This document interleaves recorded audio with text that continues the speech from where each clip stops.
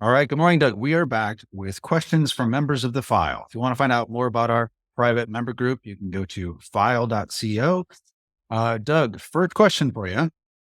This relates to our last conversation about flat earth, which people love that for some reason, the last video we did on where that was one brief topic in it. They said, how do we know that history outside of our lived experience, is it all real? How do we know that anything's real? Yeah, well, okay. I've explained in the past why I am, if not an actual solipsist, at least solipsist leaning. And solipsists basically believe that, well, many strains of solipsism, that everything is a figment of your imagination. And that's not a correct definition, but there are many varieties. Okay. So everything is kind of made up. We live in the matrix, in other words. But history, how do we know that it's real? Well, I'm of the opinion that, yeah, it really is real because there's actual evidence that you can investigate yourself. I mean, I've been to Rome. I've seen the ancient Roman buildings. I know the arguments for the fact that they're, somebody didn't make them up 100 years ago to create it. Look, there's some things that are verifiable and are real, okay? And yes, at the same time, the victors write the history.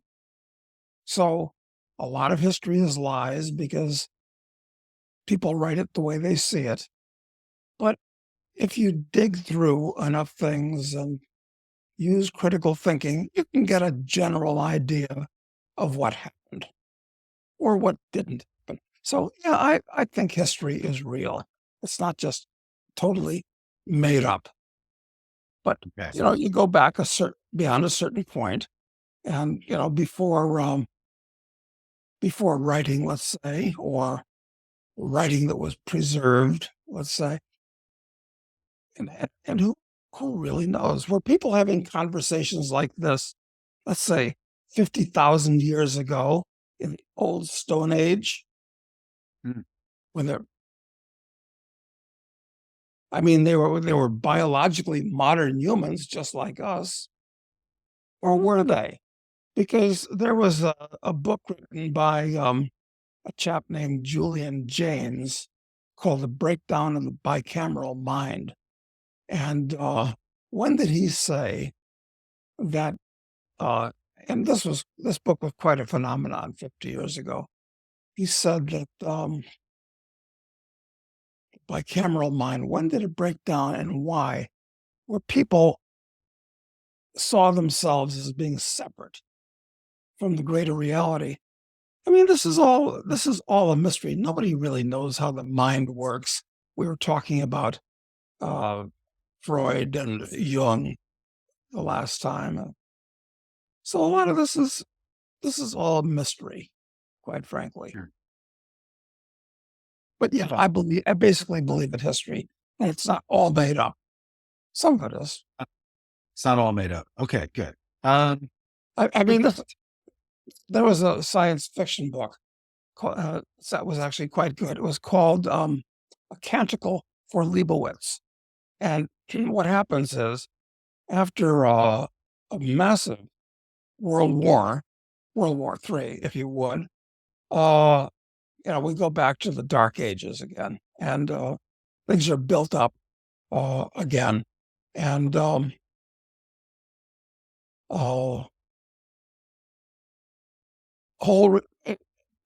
dominant religion was formed from one of the few pieces of writing that still existed, and people figured out what it said after a while, one way or another, and it turned out to be a shopping list for Leibowitz.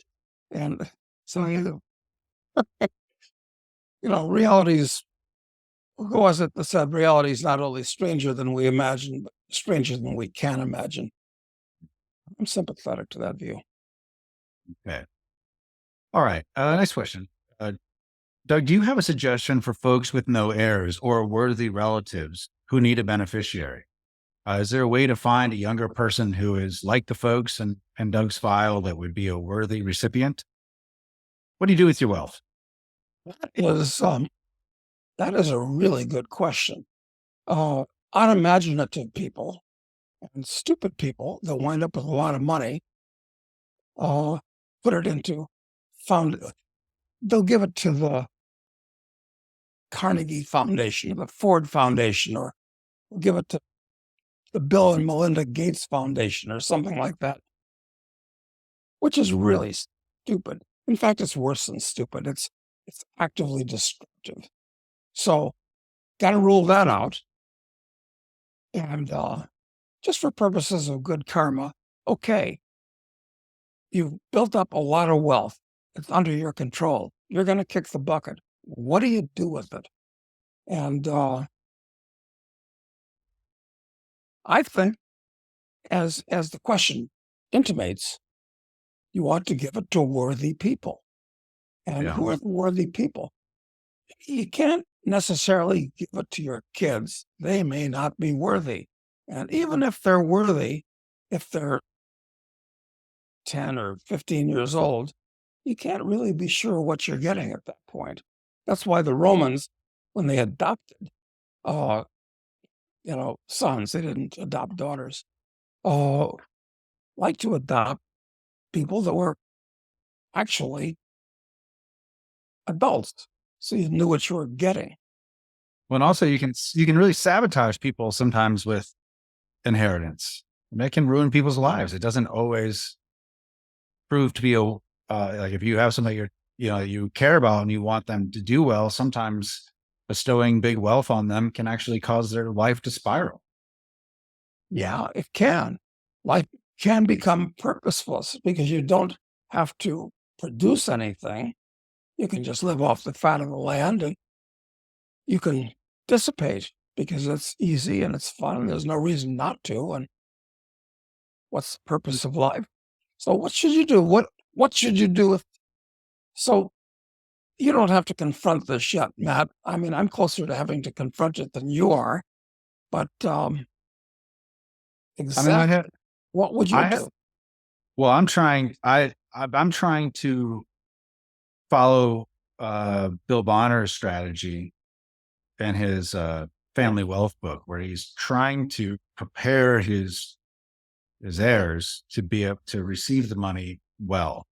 Of course, I don't have Bill Bonner's money, but I mean, I don't. But still, I want to. I'm trying with my kids. I'm hoping to pass the stewardship of it along to them. And so we'll eventually have to create some kind of a structure for that rather than just giving it to them directly. But it involves getting them involved in decisions, and some financial decisions for the family and stuff like that. But again, I have the heir. I have the benefit of that. And so far, I'm happy with the direction that they're taking their lives. So we'll see. But if you don't, I mean, and I think one thing that's wrong with the way our society is sort of structured is that people in one generation don't actually have a lot of exposure to people outside of their generation. So, this person who's asking the question, they might even have exposure to younger people that they would consider worthy because they just, they're siloed generationally. And I think that's a big problem. I've gone out of my way. I mean, virtually all the employees I've hired, in the last, at least 7 or 8 years have all been people that were millennials or late Zoomers, I guess you call them, Generation Z. And so I've always had a lot of exposure to young people that and I think that's very positive. But if you don't, you have to get out of that silo first and try and put yourself in a position to even find people you might think are worthy. But how you do it and how you filter that, I don't know. How many? I just met some young people a few weeks ago. They're, I guess I'm their uncle. I didn't have any rapport with them. They were smart, but they were all woke. So I had absolutely nothing in common with them. They're very smart. In fact, one's a particle physicist, believe it or not. So he's definitely smart. But we had absolutely no rapport. And this is one rich uncle that they ain't going to see a nickel from. That makes sense. Yeah, because to me, the most important thing is moral character, not intelligence or anything else. It's moral character. But so how do you find? I mean, of the people you know that were Zoomers, uh, what do you make of their moral characters? Have you investigated that in any detail with them? I mean, I feel like the employees I've hired, I definitely feel very good about all of their. I mean, do I feel that way about all of them? But no, most of them I do. Most of them I think are good people, sound moral character, good view on life. They're decent, but I've had the chance to work with them over years. That's a great filtering mechanism. You get to see how they perform in that environment. I learn about their personal lives. I see as they have a family. I see how they handle all that. Um, Did but you that, did you by any chance give any of them Rick Mayberry's ethics test? I could never find that test online to give them. But I did lots of other psychological stuff with them, but I didn't do that. Yeah, yeah, because Mayberry's interested in this kind of stuff too, and he put together an ethics test that he's so proprietary about it. And I looked at it and I said, this is a great idea. Before you hire anybody, or for that matter, before you get serious about a relationship with anybody, give them a test to see what their actual ethics are. And, you know, the whole thing will probably, that test will probably die with Rick because he's so proprietary about it.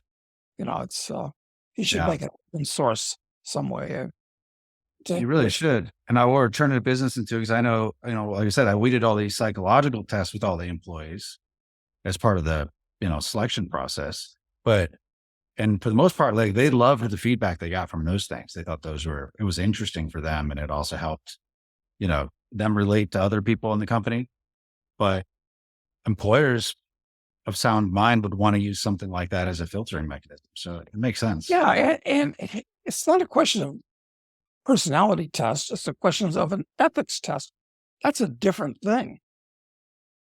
Personality is one thing, and your beliefs about what's right and wrong, moral, good and evil, that's a different thing.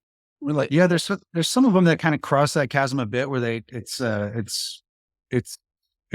asking them to predict it's trying to understand how they operate in the world. So there's like where they are on the Myers-Briggs, but then there's another part to it that's supposed to predict behavior.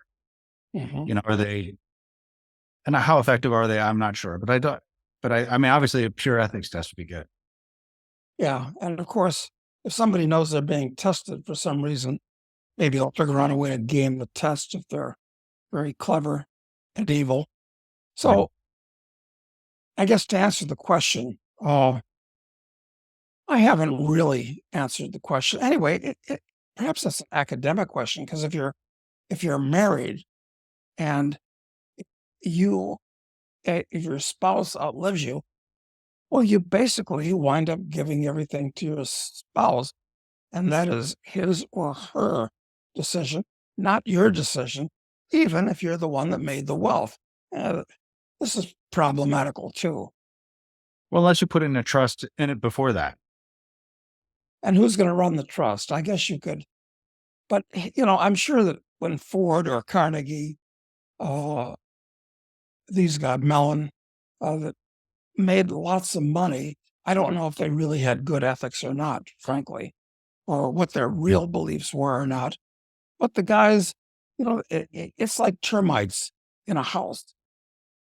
A certain type of person sees all that money, sees the foundation, and takes control of it, which is exactly what's happened with all those foundations. They're run by the worst kind of people. Yeah. So it's a tough problem. I think actively seeking out worthy beneficiaries is just what you have to do. That's the best you can do, I guess. That's the best thing you can do. Not easy though. Yeah, it's not easy. And after the first generation of people that you hand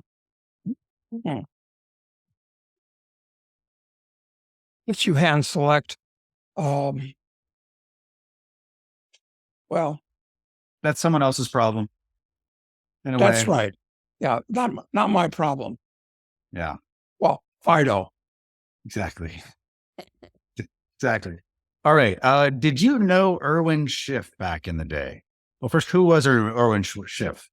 Well, Erwin Schiff is Peter Schiff's father, and Peter Schiff is reasonably well known. He's written books and he does lots of YouTubes and so forth. And Peter's a very smart. I know Peter reasonably well.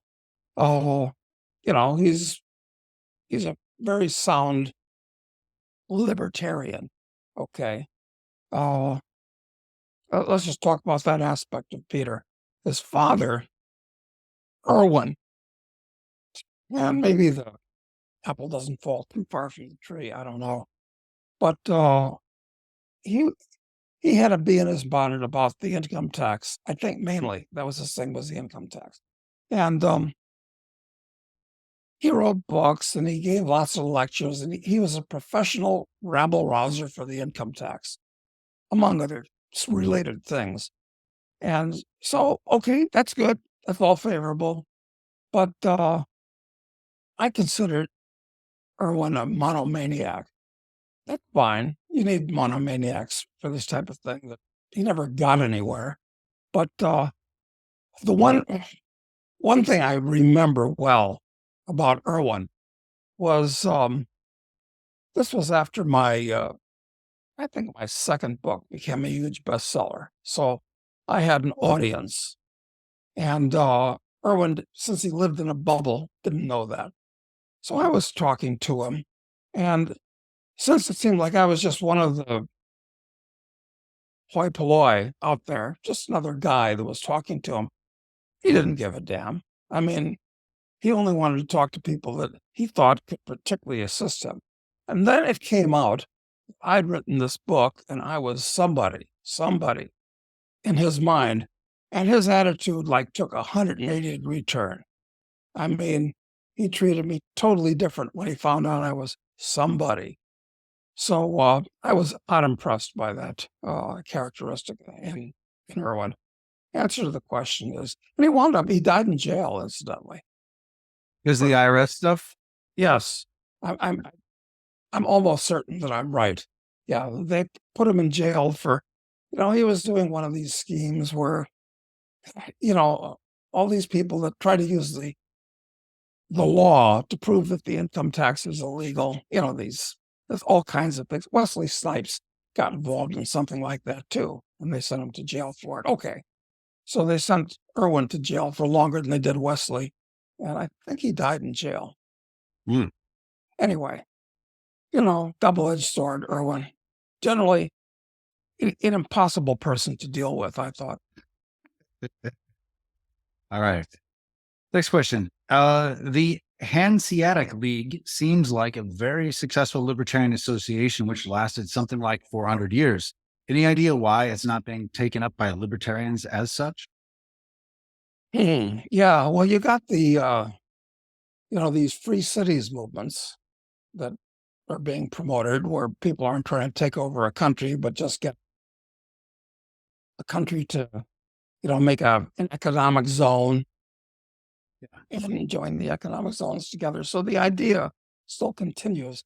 But the Hanseatic League, of course, was a bunch of cities and guilds on the North Sea and the Baltic Sea, mainly. And they were commercially oriented, and they had the same religion, the same culture, the same language, the same background, the same values.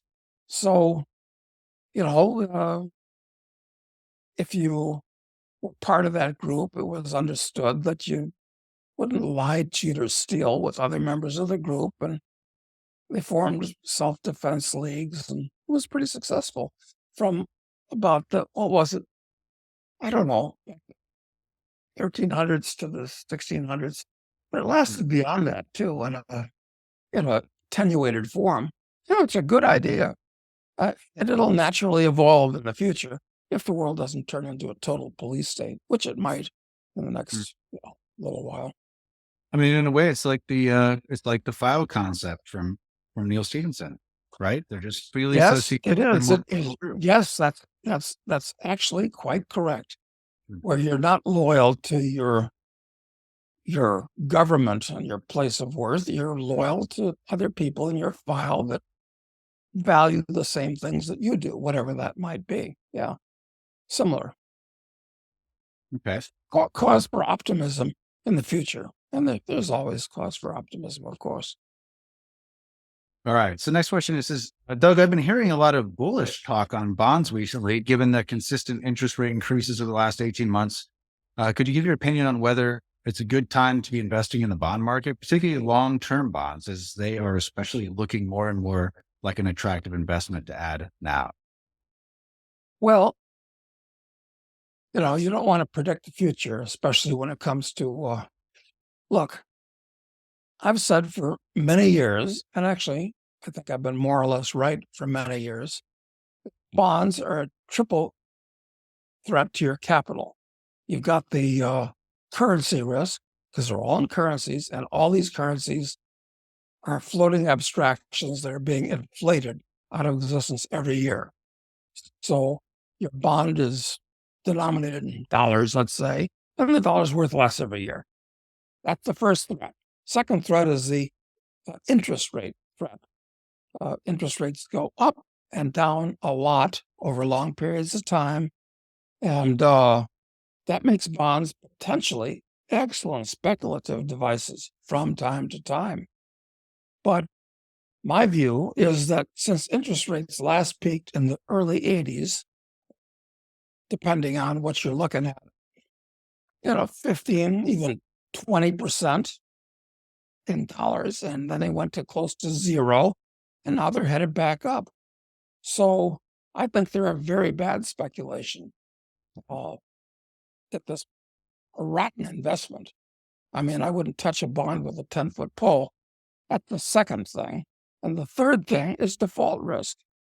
I mean, if you're dealing with corporate bonds, yeah, they can just go bankrupt and be defaulted. And if you're dealing with government bonds, yeah, same thing can happen. I mean, like Argentine government bonds, yeah, there's a real default risk. U.S. government bonds, real default risk. They'll be so. No, I wouldn't.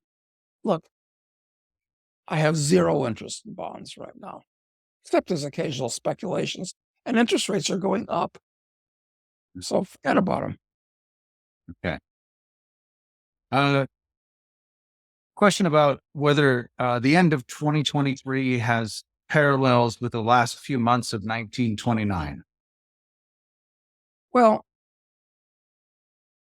I think it could be a lot worse this time because, there's always problems in the world. I mean, like Gilda Radner said, if, if it's not one thing, it's something else. It's always something. But at this point, it's like you've got, to use that hackneyed expression, a perfect storm from absolutely every point of view. And in the 1920s, everything was actually pretty rosy, except that there was a bubble in the market created by the Federal Reserve back then. But now it's a much bigger bubble. And there's all kinds of things that are wrong now, that are dangerous now, that weren't issues back then. So, yeah, I'd say it's like 1929, but I got to believe it's going to be much, much worse. And going into that, we can talk about why for hours. But yeah, I think it's 1929's time on the historical calendar, more or less. Has been for some time. Seems like it. Is Doug planning to write a book of his philosophy or that of a sovereign man? Sovereign man philosophy. Yeah. Well, Davidson wrote a book like that. Uh, I don't like to, what's the word I'm looking for? I don't like to, like, Me too. Yeah, tell people this is the way and the truth and the life. Who wants to start a religion? And that's what that amounts to. I mean, we all got observations that make sense. And I've written a lot of stuff over the years. I can't even find some of these essays that I wrote. I said, that was a good essay.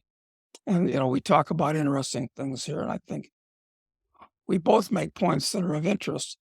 But as I've said before, I'm of the dust in the wind philosophy, which is in terms of the big picture, and we can figure out how big a picture we want to talk about. It doesn't really matter. So am I going to do it? Yeah. If something amuses me and I get a bee in my bonnet, sure, it'd be good. But you got to realize that before the internet, most people are unaware of this, but I looked into it and I think I'm quite accurate. Before the internet made publishing a new world, there were about 40,000 books published every year. Mm. That's a lot. Normal. More than you can read in a life several times. New books. I'm not talking about classics or last year's best. New books. And that's a gigantic number. And now it's like 1.5 million new books. So how can you wade through all this stuff? How can you even find the good stuff? So, I mean, when I first wrote my books, the books I've written, the nonfiction books, first of all, I was younger and I thought you could change the world idiotically. But, this is This is the everybody. great thing about youth, actually. This is a really great thing about youth. You're right. That's one of the best things about youth. You're naive enough to think you could actually change the world. Well, if you're Napoleon or Hitler, yeah, sure, you can do it. But that's a long shot and not a particularly good thing. So, yeah. And so I'm not terribly interested in nonfiction these days. Now, I've been trying to get you to co-author or write this Renaissance Man book, which would be that. But, you've got your own fish to fry, and I don't know who's going to do it. And I'm not a great writer. I don't have your gift. So, it's a skill that you develop through work, just like any other skill. So that's not an excuse. But we all got other things to do. And I'm saying, well, wait a minute. Do I need the brain damage to, it's hard work. And yes, it makes you feel productive, and everybody likes to feel productive if they're doing hard work. But at the same time, I like to just enjoy myself. And, hard brain damaging work is not at the top of my list when it comes to enjoying myself. So, yeah, I could do it. And anyway, if John Hunt, who co-authored the 3 novels with, as lazy as I am, John's got to build the next 4 Christmas trees, and then I'll add the ornaments, because that's pretty easy for me. But it doesn't really matter. Life drives on, and you got approximately 1 million times more books out there. Some of them are quite good than you'll ever read anyway. So do we really need another book? And then, you write a book, and you know what you got to do? If it's not just going to sit there, you got to promote it. That means you got to go on talk shows, and you got to push the little tape recorder in the side of your head to rap about the books. So perhaps I'm too cynical at this point. I don't know. But this is the arc of life. That kind of uninformed optimism you have when you're young and you're trying to change the world. And as you get older, you're like, is it worth it? I'm not sure. It won't even make any difference. I mean, I think that's just a natural process. I think it's pretty natural. I mean, there are exceptions to that where, some people that are, in the last quarter of their life, let's say, figure, I got to tell people this. I just have to. That's great. Do it. Anything that makes you happy. And the purpose of life, incidentally, and nobody really knows, is to be happy. I don't mean to offend the religious people out there. I mean, I guess some people think it's to make Allah happy or make Jesus happy. Well, I think The it's question is, what's happy? What's the definition of happiness? That's the bigger question. exactly. And people have been pondering about this since the Greeks, who were the first people that actually thought about this stuff and wrote it down. So I don't know. Maybe I'll write another book. Maybe I won't. And so, why do we do these things? I mean, it's not for the money. There's no money in this. And Well, all we're doing is sticking our necks out, saying things that, when aggressively active criminals take over the government, they'll dig this up and use it as rope to hang us with. So I don't know. this is a question we've been asking ourselves for a couple of years. The best answer we could come up with is that it's good karma, but that's not really an answer either. Yeah, that's about the best answer I can think of is good karma. And it's We kind did of nice. It's amusing. Everybody likes to have an effect, you know. Everybody likes to have, so this is, it's a little teeny weeny effect. I mean, if we really wanted to have an effect, we'd have to, go to Washington, D.C. and become high government officials. Or assemble an army of some kind. Yeah, and that'd be fun, actually. But it's work. And if I'm not willing to do the work that it takes to write a book, assembling an army is even more work. Probably, definitely true. Definitely true. Well, I'm getting my mind around doing the book. So I'll try and get there and make it easy for you to add your wisdom to it. So, As you know, the book is in bare bones. It's basically put together. It's all there. but it needs the magic, to make it really good. Yeah, that's right. That's the problem. Oh, well, Fido. Well, let's see.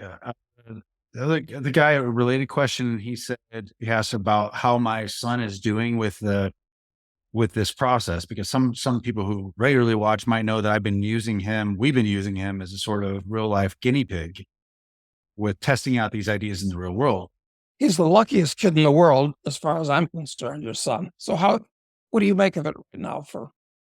So far, so good. I mean, with him, he's gone to his cowboy school. He's working on guitar and Spanish, and he's read an enormous number of things. Many of them, he just followed his own curiosity down these very obscure rabbit holes. It's been very interesting to see that. He sends me a summary at the end of every month of kind of what he's been doing, and talks about his goals for next month. He got his EMT certificate. So he spent the last 3 months going through this EMT school.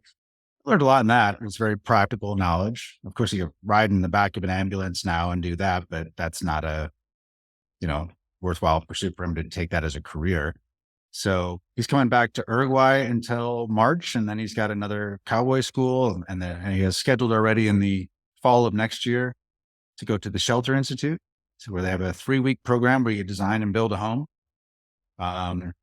And I think while he's here, he's going to kind of be the apprentice to our casero and learn a lot more of the ins and outs around the animals. So he's been great in the way he's embraced it all pretty aggressively and managing his own time and, making sure he's getting results. I think the tough thing for people trying to go, well, this is true in all cases, where you're trying to go a unconventional path, it feels extremely lonely along that way.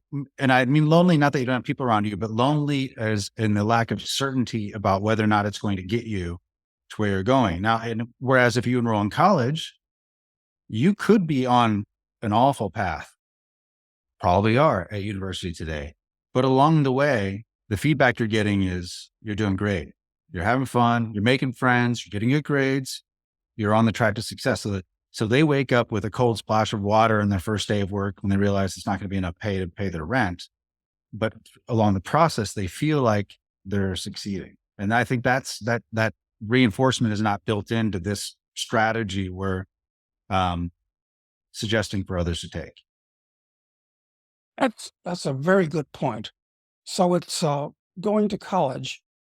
It is a happy illusion for Yeah. kids where they can prolong living in the womb for another 4 years or maybe 6 years for some, even longer.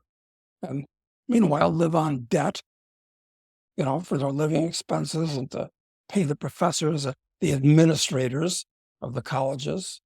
Or you can do what Max is doing, which is much more intelligent and productive, even though it's somewhat a lonely path. Yeah. And I think the goal is if we did a book and then behind the book, you have you create a network for these people to connect the people that are following that path. And I think that would solve that problem to a great degree. That's the idea. Yeah, it would be. That's a good reason to have the book written so that people that are trotting this path, everybody at that stage of life needs some guidance, obviously, because you're still just a kid. Yeah, so that's a good reason to do the book. So anyway, Yeah. So that's where we're at. I mean, I'm really proud of him at the stage he's at right now. I'm really proud of him. So he's doing great. oh, totally. Like I said, he's the luckiest kid in the world that I know of. Certainly luckier than my nephews and nieces who are, highly intelligent fucking morons. But he's worthy of it. That's the other thing is he's conducting himself in a way where I feel very good about the decisions he's making. And I see, what he's doing. I mean, what he's actually accomplishing on a regular basis. I mean, he's really knocking a lot of things off a list and it's pretty impressive. I mean, the productivity is actually for self-guided. I mean, I'm helping a little bit, but I mean, fundamentally self-guided. It's like he's getting shit done. It's really impressive. It's Oh, he's good. also doing At that stage of jujitsu. life, yeah, you can do it because he can become a lotus eater later in life. Like, Exactly. Like you. yeah, he lives as long as I have. Well, you can be a lotus eater. That's what you're supposed to do. Stages of life. Yes. 100%. But now's the time for action, which is why you should not be in a halfway house at a university, deluding yourself that you're on the right path. During the most productive years of your life, actually. Yeah. Crazy. This is actually insane. Yes. But it's actually not these kids' fault because they've been told their parents and the system they believe they're doing the right thing. I mean, they actually believe taking on this debt, pursuing a marketing degree at a state college where you come out with $100,000 of debt, that's actually a good choice. And along the way, no one's telling them this is a terrible idea. This is not going to help you succeed. Well, you're being taught marketing by somebody who, if they knew anything about marketing, would be out there marketing. Right. And Exactly. they can't do, so they teach. Aphorism. It's true. It's true. Okay. Next question. He says, thinking about the Great Taking. We covered the Great Taking, which is this book by David Webb in a bit of past episode anyway. So it's related to that. He says, would vaulted gold outside the banking system be safe if it's off balance sheet and either allocated or segregated? Well, we don't really know, do we? Because governments are working together all over the world today, much more than they have in the past. And increasingly, they can do whatever they want to do. They can dress it up by passing a law so it's legal. So, Joe Louis, you can run, but you can't hide. But yeah, you're better off with storing a bunch outside the country in a safe location on that. Yeah. And I know there's a big efforts to find beneficial ownership in all things. And they want every asset registered, centralized. And I mean, we'll talk, I think maybe next week we can talk about the FinCEN regulation about small businesses where they want to know about beneficial ownership of everybody. Oh, that is absolutely terrifying. Absolutely. And it's a sign of what's coming. And so I imagine eventually they'll require these. Eventually, they'll at least try to require these gold storage facilities and other places to report the beneficial owners of anything they have, I would assume, eventually, if they can. Yeah. Yep, no doubt. Okay. Relating to that, someone says, what gold storage companies does Doug recommend? Well, internationalman.com has a relationship with SWP in the Cayman Islands. And I have confidence in them because Jeff Thomas is the founder of it, and he is an absolutely stand-up guy.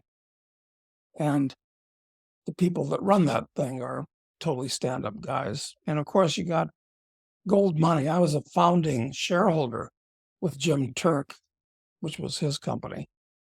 But then he passed the torch off to other people. I don't know who they are, what they're doing. So, I can't.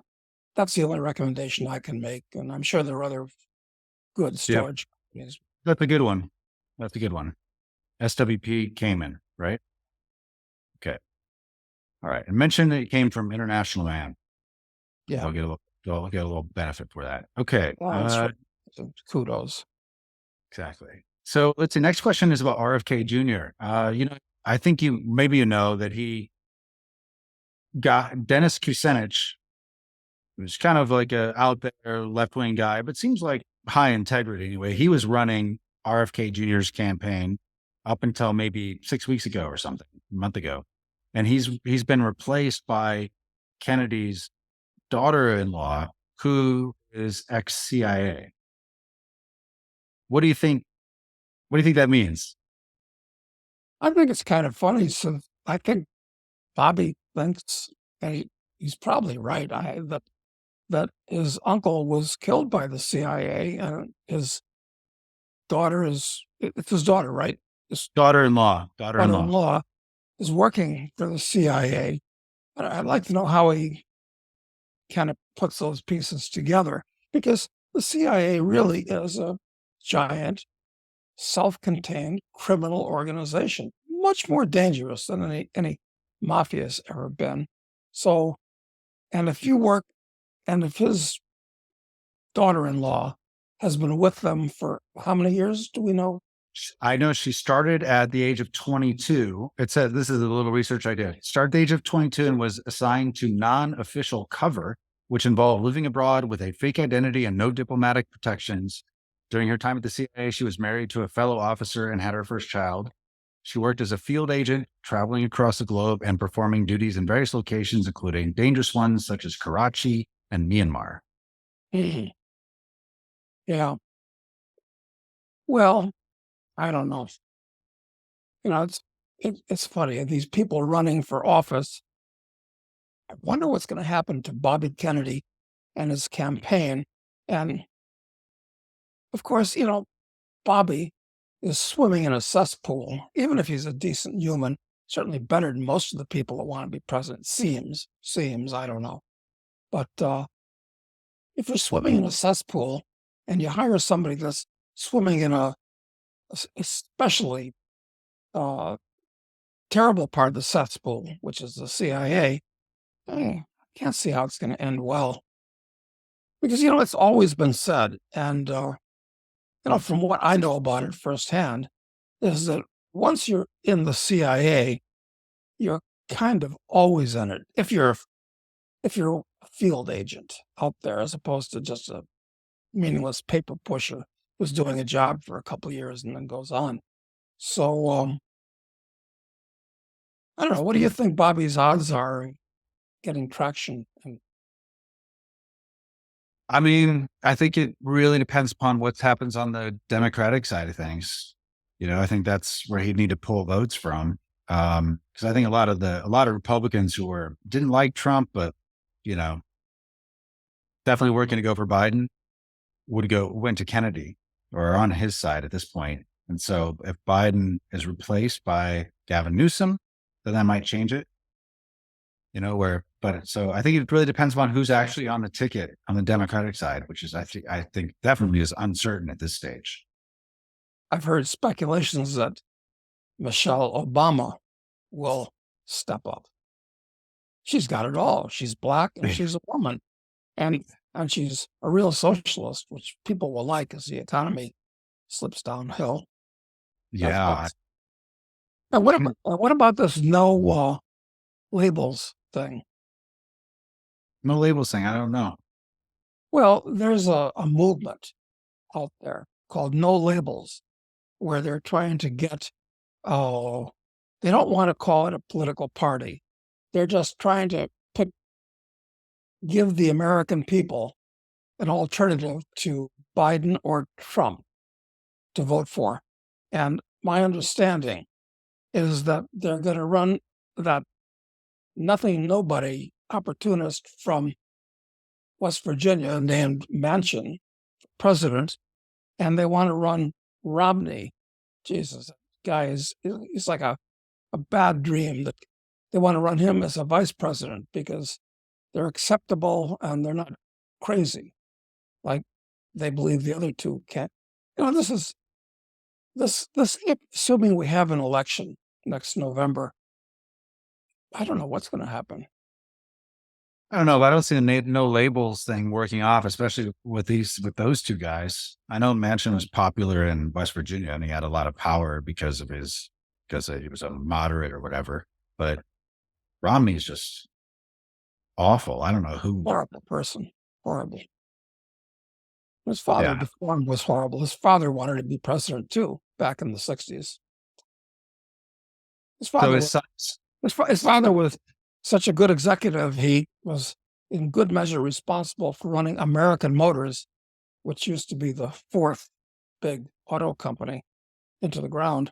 So, well, and then at Bain, Romney basically it was all about raping and pillaging, as far as I'm concerned. With most of the companies that they would do these leveraged buyouts on, there's nothing left by the time they're done sucking everything out of it. Yeah, it's great for the guys that take it over. That basically a bunch of guys take over a company, loot it, leave the shell, and walk away with a whole bunch of money.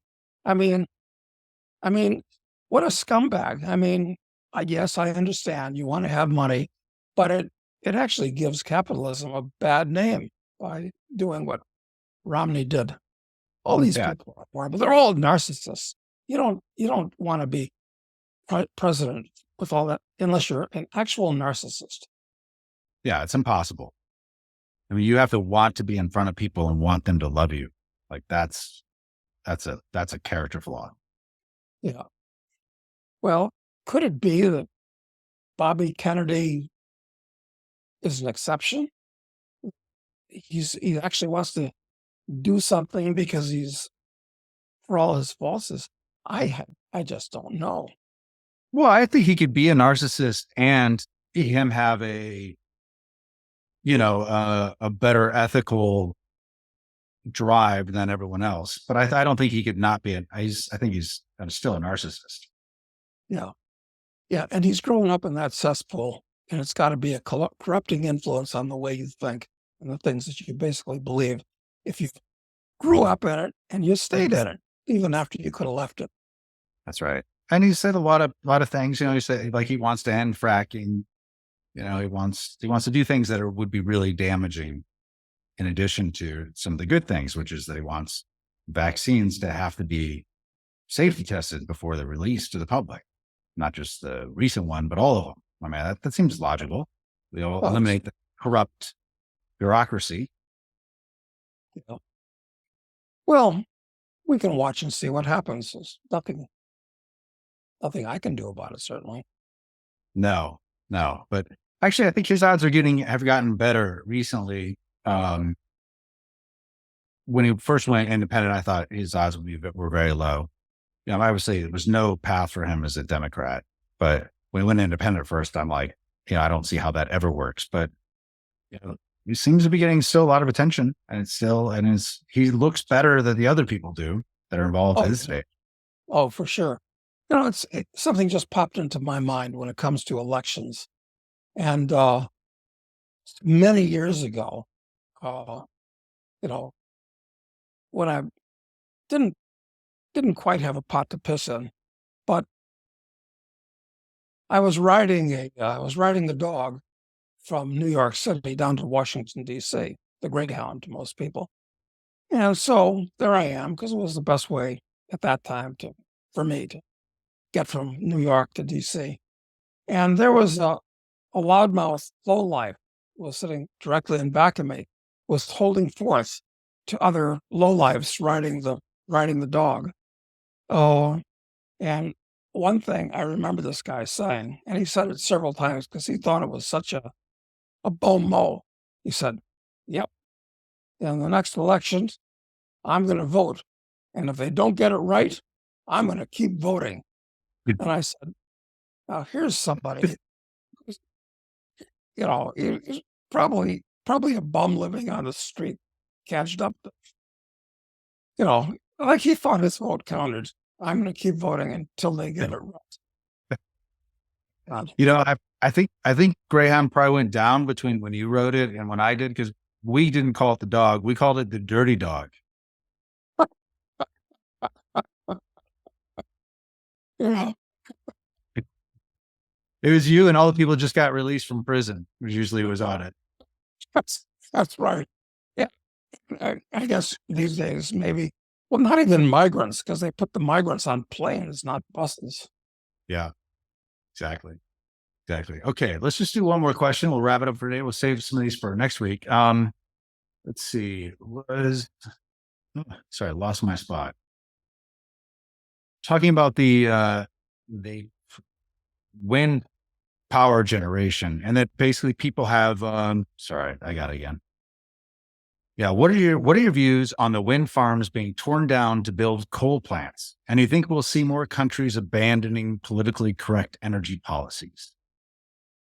Well, since I'm a believer in the fact, notwithstanding being solipsist tending, on the other hand, reality exists. And this whole wind and the solar thing, I'm all for it. They've gotten better. They have applications in certain places, isolated locations, so forth. Yeah. But as a form of mass power generation, it's completely insane. So, and it's especially funny that they'd be tearing down some of these things. Oh, so what To do I build think? plants, Huh? to build coal plants, especially. Yeah, this is what happens when you have political people make economic decisions. Yeah, when we talked about this a little earlier, you mentioned a quote from Philip K. Dick. It's reality is that which, when you stop believing in it, doesn't go away. Yeah, yeah, and that's what all these greenies are going to find out. And I guess the wokesters may find this out too. So maybe things won't be as bad as they probably will be, assuming that the superstructure, the apparatus of an actual police state isn't put into place and is able to maintain itself.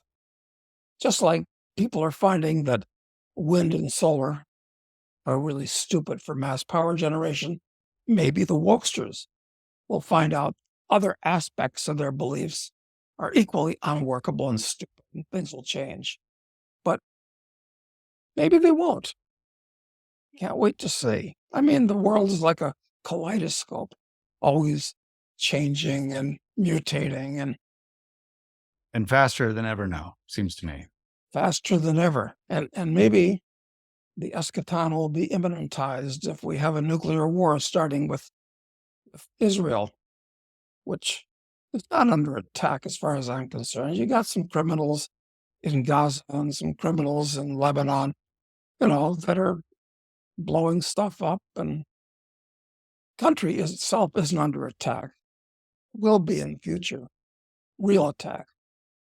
Yeah, there's some people, funny, some of the comments to that, like recently when we, and the prior videos where we discussed, of course, there's emotional responses to anything you might say about this topic at all. I know. Yeah, it's ridiculous. It's very hard to have a reasonable discussion about the facts because people get all excited about it. Yeah, you're with us or against us. Whatever side you're on, that's the way it seems to be with everything these days. That's right. With us or against us. Exactly. Yeah. Okay. Well, we'll leave it there for now, Doug. Thank you very much. I hope you have a great weekend. Thanks, Matt. You too. You're fortunate to be in Uruguay in the springtime. I'm still in the US in the fall, where it's pleasant, but I'm anxious to sprout wings and go down south, where the weather suits my clothes, as it were. All right. See you soon. Okay.